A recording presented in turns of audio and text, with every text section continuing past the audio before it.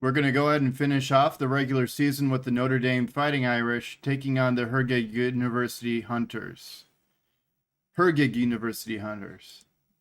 Okay, it looks like the Irish are going to get the ball first based on the formation. And yes, he does with on the ball. Nice weather is in order.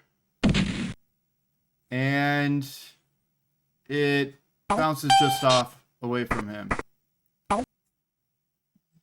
I think it's okay just to start with a pickup. You don't have to be so hasty. It's not the worst thing in the world. I will say that the Hergig Hunters are more polished in general with their decision making. You see the nice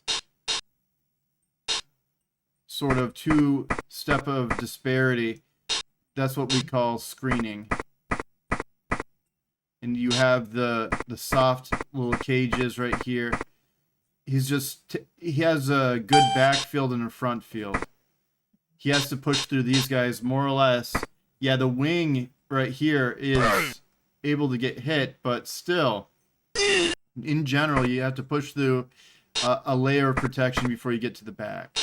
And the back is where all his specialists are, where they're going to adjust for blitzes, because even this guy has block. He's three SPPs away from securing his next kill.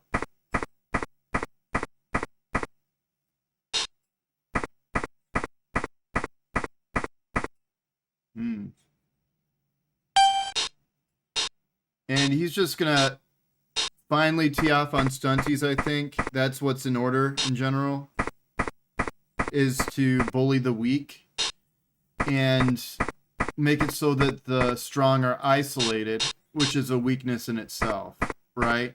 That's one way to look at it. You bully the weak to make the strong vulnerable, and that's Blood Bowl.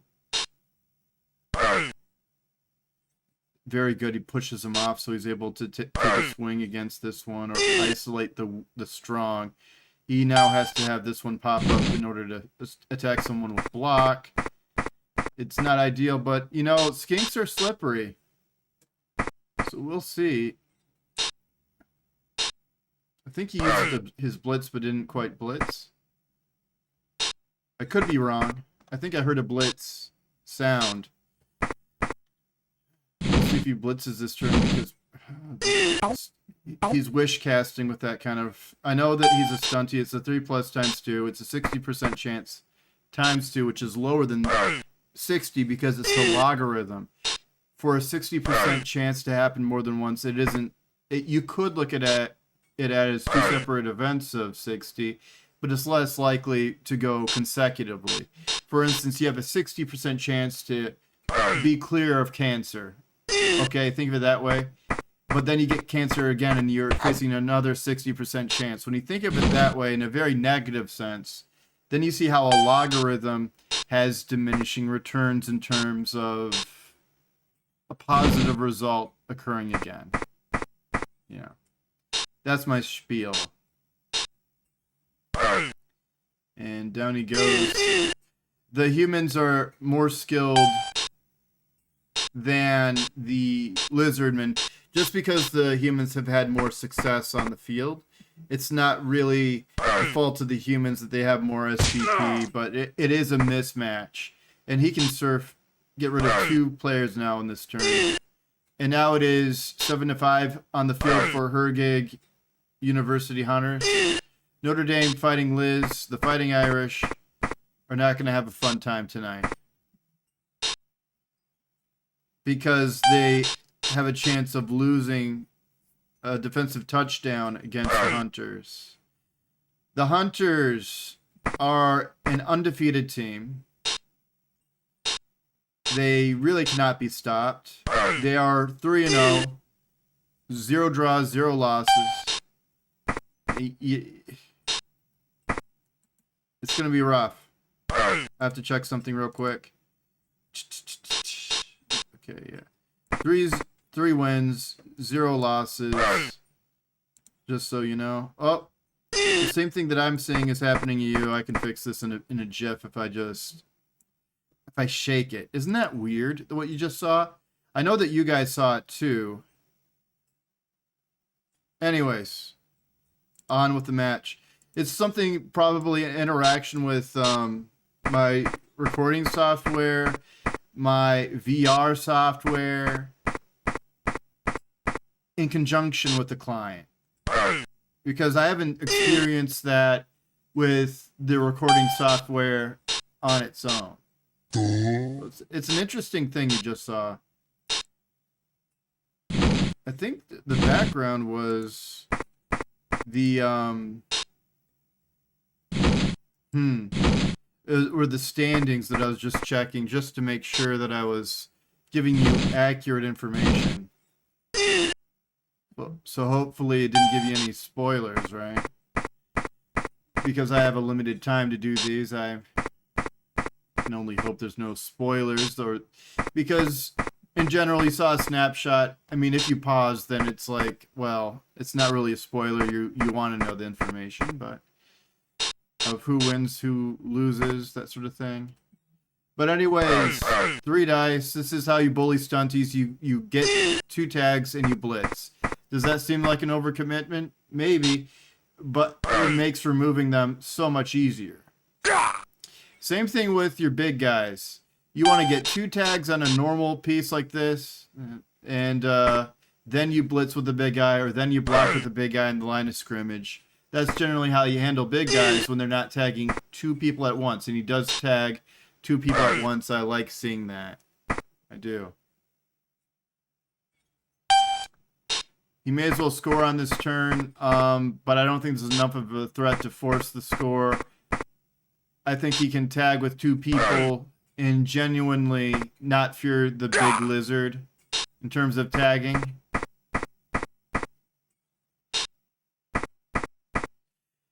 It is probably smarter because the lizard could blitz, knock down his target, and then tag him with a prehensile tail, which makes it a 4+. That is a 50% chance to dodge out. It's just moving around. I really think that the chameleon skink is a gold sink because I think the standard skink is so much better. But that's just my opinion. I could be wrong. And there's debates about that. It's not clear-cut science here. Just theory crafting. And here is a knockdown on a vanilla unit. He has his strength as his guide. I think the more tags you can get with the Croxagore and the Saurus, the better.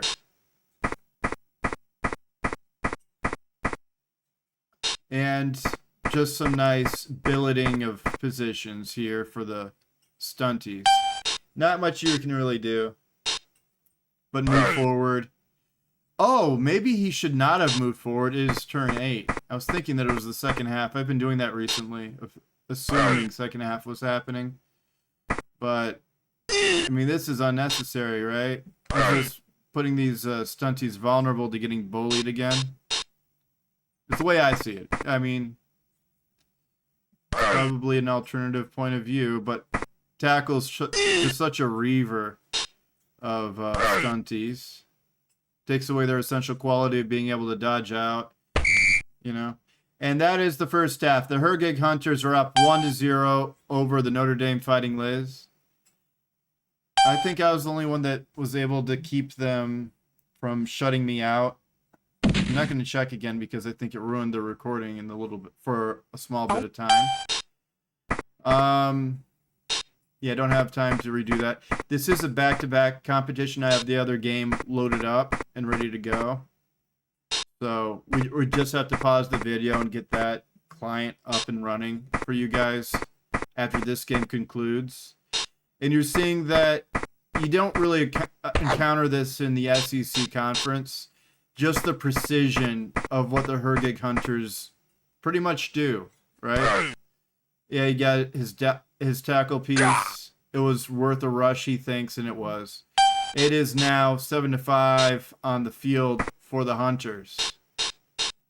And it's going to be just, it was worthwhile to get another stunty there to tag, like I was saying. But he doesn't know that. It's not his fault. And I'm pretty much the only guy that goes by that rule, too. So don't think of it as doctrine that you should really pay that much attention to, right? However, I will go so far as to say that it has made my life easier to throw 3 dice at stunnies, or to throw 3 dice when I'm using a big in terms of a blocking scenario. So, you know, you just take it as you will. Just my 2 cents. Doesn't make it correct. Looks like he's just gonna amble down the field. He's not gonna go for a surf. If he did go for a surf, it would get him out of position, I think. Yeah, eventually Skulls are gonna catch up to you in 7s. Yeah, it's a desperate act. With no assists, it's gonna be 2 6-sided dice trying to get a 9, which is a very low percentage chance. I know it was a desperate act. This does call for a surf, though, to send a message, but he's out of position to surf. But he can bully, and he's going to bully with his 3 dice. This is exactly how I handle stunties. I do applaud the hunters for getting 3 dice on occasion, because you're not going to get 3 dice as often. Yeah, you take the both down there, as you would in a standard game, because you just don't have as many people on the pitch. Even when you outnumber them, 7 is a small amount of players to be in the right position all of the time, especially in a larger field like this. So here's Henry Attar. Ooh, luck. 1 out of 6 chance. Well, actually 2 out of 6, because... Ooh, he got something. He got something. Oh, just this guy. Yeah, that's fine. But it still is a desperate act where he's just sort of taking out some anger without it being a high percentage chance. That being said, look, it's still dice. He's still hit 9 or above. Anyways, touchdown, Hergig Hunters. He's taking care of business. He's up 2-0. He can get the shutout, but he's already clinched a spot in the... This is cheating. You have to get 2 on this line. You have the line. Okay, let me show you why I actually rose my voice there. Okay. Timeout. Timeout. Okay, so you see the mirror, the field is mirrored. The field is mirrored. That means that the Notre Dame, from their perspective at their computer, is on this side and their line is perfect. What you see is almost the opposite of what the Notre Dame coach is actually seeing. You see that there's 3 on the line for the Hunters. That's standard. Now you see 1, 2, 3. Okay, so 1, 2, 3. Only 1? You have to have at least 3. You're cheating. Because Notre Dame's field is positioned correctly like this. And he sees the Hergig Hunters field like this. Does that make sense? Okay, so he's just after playing so many games, just willfully ignoring the rules. I don't know how to... He's in a bad headspace currently. I'm not going to say like names, but he's not feeling good about Blood Bowl right now, I can tell. So I have to be careful about how I bring this up. But he's not following the rules. Which is to say, I don't know if he knows that he's doing something wrong. I'm assuming that he does. However, what if I'm wrong? So it's sort of like I have to approach it in a way where it's just safer to assume that he doesn't know the rule properly, even though he's been, playing for so long in this format. Ay, caramba.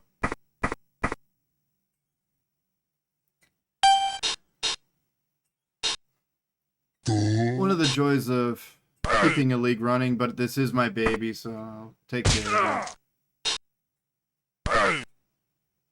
He is getting some lucky dice, despite, being so aggressive and not following the rules. That's going to hurt him for the championship game. because he's clinched his spot and he's already clinched the win in this one. There's going to be really no doubt that he's going to earn his championship game berth. It's a bowl game, the Sevens World Championship. Why? Because it's only Sevens organized event that isn't like a stupid one-off like a NAF event. You know what I mean? It's just a long, real season. There aren't very many real seasons with multiple international people or people from multiple countries, international competition. Because all these coaches are from around the world, mostly the United States, from around the United States and from around Europe. So it really is a world champion. I've seen him do those dodges. I do like that he spread out his cage, though. He still needs to spread out his cage more in 11s, but I think this is a sign of good things that I saw in offense, that the Notre Dame coach is spreading out his cages, his caging. While the Hergig Hunters, they win 2-0. They earned another shutout victory. I'm just very curious. I'm going to pause the video. Yes, in fact, I was the only coach to not be shut out by the Hergig Hunters that encountered them during the regular season. Yeah, yeah. Notre Dame has to get 3 on the line, though. That's just standard Sevens rules. Okay, on to the next match. Here we have the last game of the regular season. We have the Torren Rock College Wanderers. They have a star player, Urvazel, here. Really good player. Block on the catcher is going to be really essential. Dodge, and sidestep and block. Very nice, very nice. And Mighty Blow on Beltharian. You know, there's been a lot of positive development. Well, the conference champions in the SEC, the East Carolina Pirates, Alliance of Pirates, they got Wrestle. You know, Joan Mama has been a paper tiger so far. Block on Colton Streen. Just some good development, and, you know, just having block in general is good. And this stat freak has Edge plus and block. I guess the next thing will be dodge for the third skill. Okay. But I just hate saying his name. It's just, I just hate saying it. Dirty Elf Derek is the name. But let's go ahead and kick off the. Guess which one's the North American coach? Kick off. Brilliant coaching. And be good, David. He is your conference champion. And he's been performing very well. He's been showing us some good Blood Bowls. So let's give some respect to Dirty Elf Derek. Ay, caramba. Lewis. Is it Guybrush or Jybrush? That's an interesting one. But Dirty Elf Derek picks up the ball. He is one of the stars. That's why I have to say his name. Say his name! Yeah, I'm getting punchy at night. I'm sorry. Okay, anyways. I got a wind of energy. I was like, I don't want to do Game Finder before Monday. So I was actually tempted to play some Game Finder. But now that I'm doing these recordings, I got a punch of energy, so I think I'll do some 11s. We'll move on to the... I think I'll do the UFL tournament before the KPA tournament, just because I think people want to see the KPA more. So I may as well get the UFL out of the way first, even though UFL is such a blast to play in. Maybe you guys prefer the UFL. I better put up kind of a poll to see what games to get out of the way first, if that makes sense. Because I'm going to do all the games. But it's sort of like... Actually, that's not even... Yeah. Urvazel's had such bad luck after getting strength. Just bad luck, man. He's just gotten skull after skull. This is what I tell people. In a draft league format, high TV. Dirty Elf Derek is just better than Kezranthel. Just by the merit of being a elf catcher. Touchdown, Dirty Elf Derek. As the East Carolina Pirates go up 1-0 against Tor and Rock College. 0 rerolls each. The Apothecary has been used by the Wanderers, but the Pirates have their reroll in hand and they have their Apothecary in hand. They have a score, but can the Wanderers... I mean, there's a lot of time here. The Wanderers might be able to do something. Anyways, Beltharian, Mighty Blow. It's a AV7 off that. He has an N injury, and suddenly the momentum really has turned, I would say. It's 7-6 on the field. However, the Pirates have been able to foul people on the ground more often than not because they have such a strong bench. You know, I don't think they'll ever get to 11 this season. It's hard to get to 11, but they might. They might.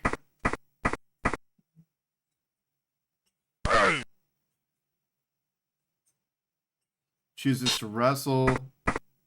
Keeps his turn going. Yeah, and there it is. There it is. He survives, though. He succeeded on a roll of 6. Oh, that would have been just so terrible for the Pirates, because then it would be 7-5 on the field. It's like, yeah, they don't have reroll, but they have such a numbers advantage at that point. At the same time, if that, hey buddy, don't do that. Cat's attacking a chair. Can't have that. Trying to sell that chair because I'll continue my move to the south. But I'm selling stuff obviously to make just the trip easier, right? I kind of like that about moving. You get an inventory of things. It's like, yeah, I don't need this. I can sell this, or I can even throw stuff away. You know. Double pow with. I'm gonna call him Derek. What are you doing to me, man? What are you doing to me, homie? And yeah, that's good. Just tag him to continue to put on pressure. It's like, dang, I have to dodge out with a 3+ times 2. Because it really is less than you think it is. Even a 2+ dodge out is less than you think it is. Apothecary led to an AV down. That's unfortunate.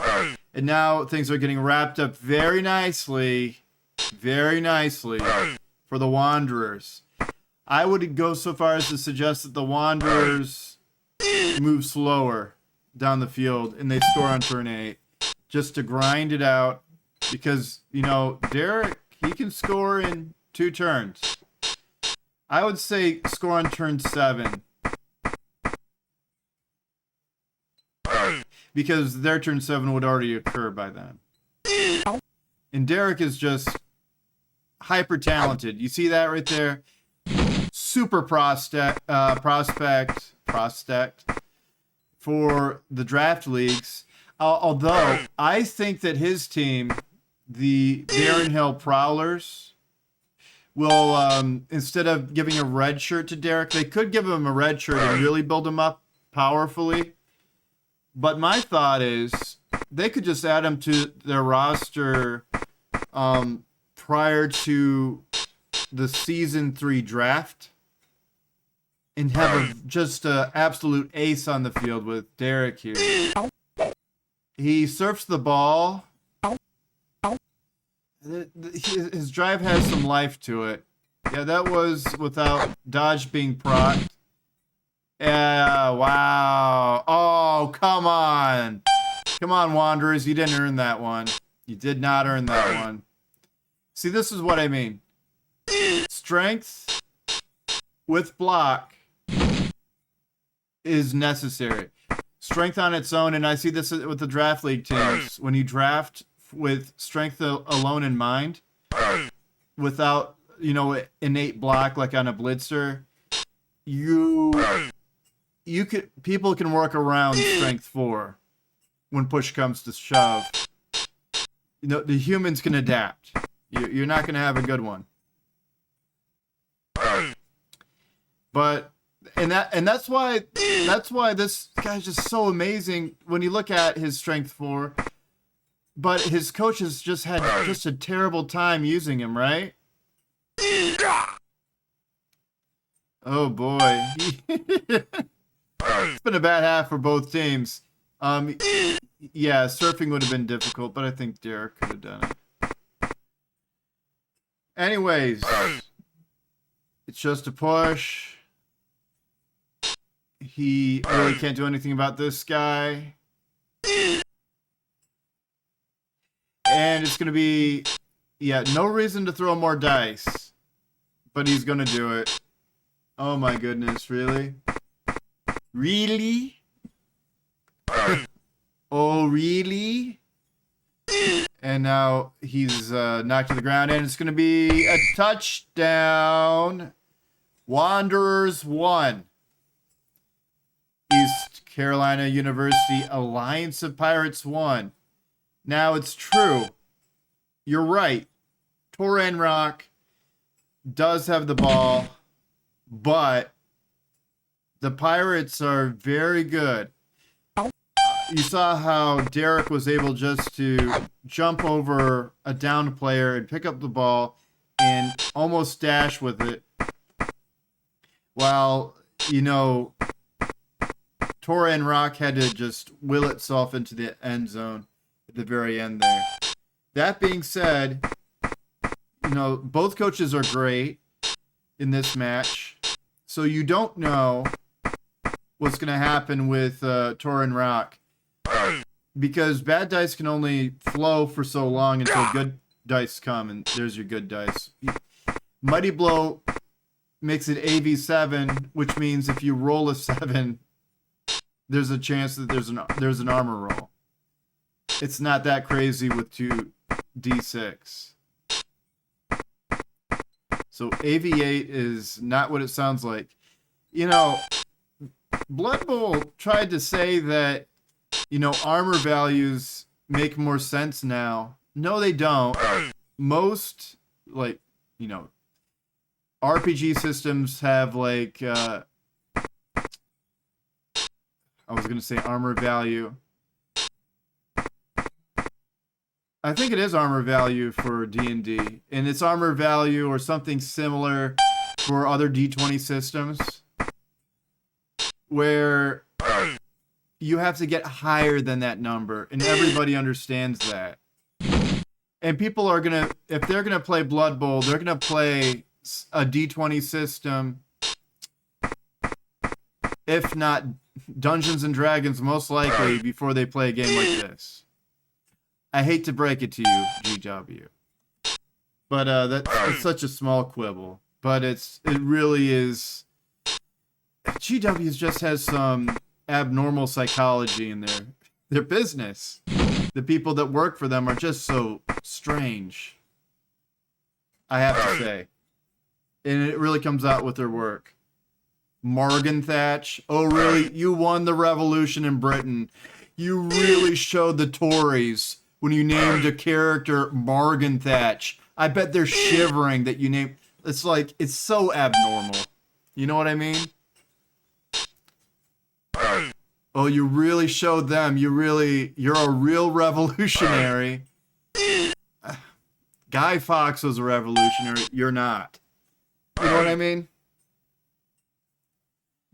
Your quiet little revolution. I don't know. I'm getting too punchy. It's late at night.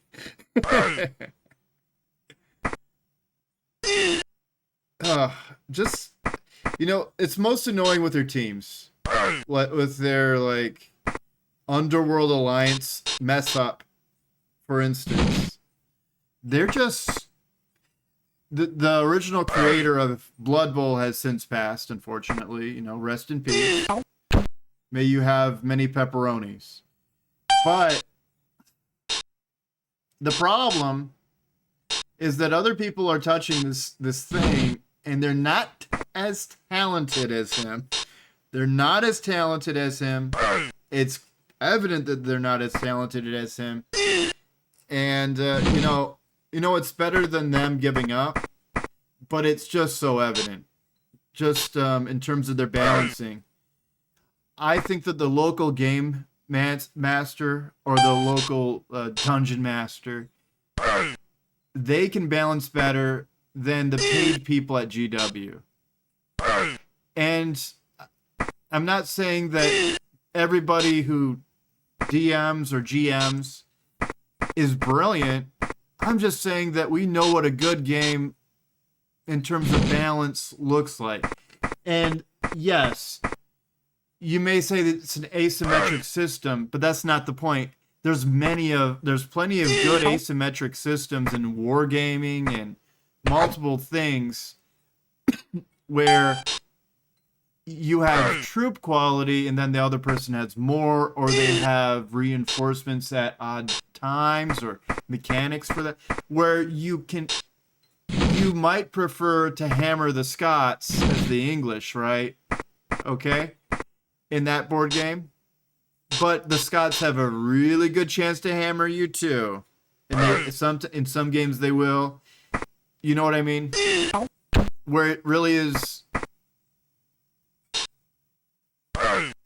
I don't know. This is a real divergence from the actual game here.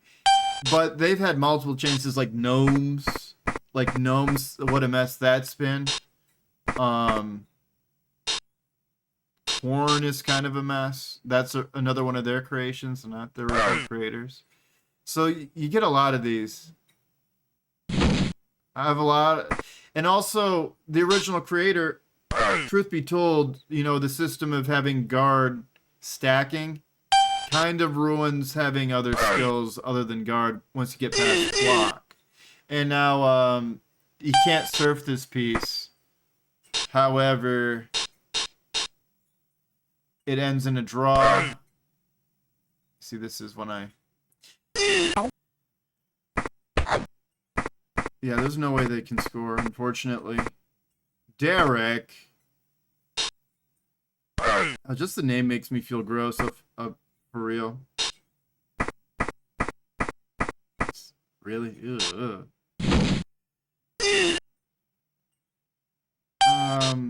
Yeah, nobody's in scoring position. It's going to be very hard. Doesn't have sprint. But trust me, this guy's going to be a regular nuke. Yeah, this guy could have scored, but it's a draw. So,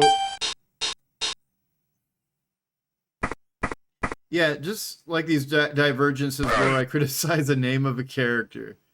Or it's good that I don't just say coach names, because both are good. You know, they play their games, they're both good. But it's sort of like, I can have disagreements. Like, there was like an all-female team. Where it's like, oh, great. Oh, great. An all-female team.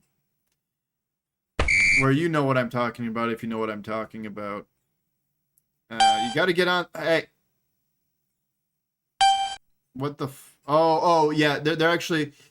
They're not breaking the rules. Like, they realize that there should not be an overtime in this scenario.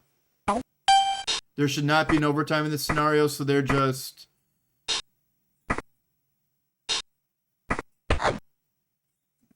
They're gonna just hit play, because they don't want to unfairly win over the other.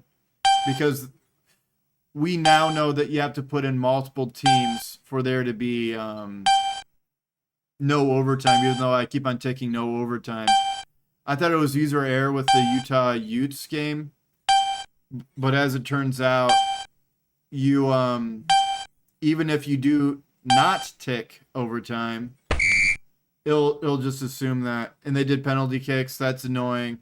I did award the dedicated fan back to Toron Rock. It's a major accomplishment that this team was able to draw with that team. Anyways, man, I'm too punchy. Bye for now.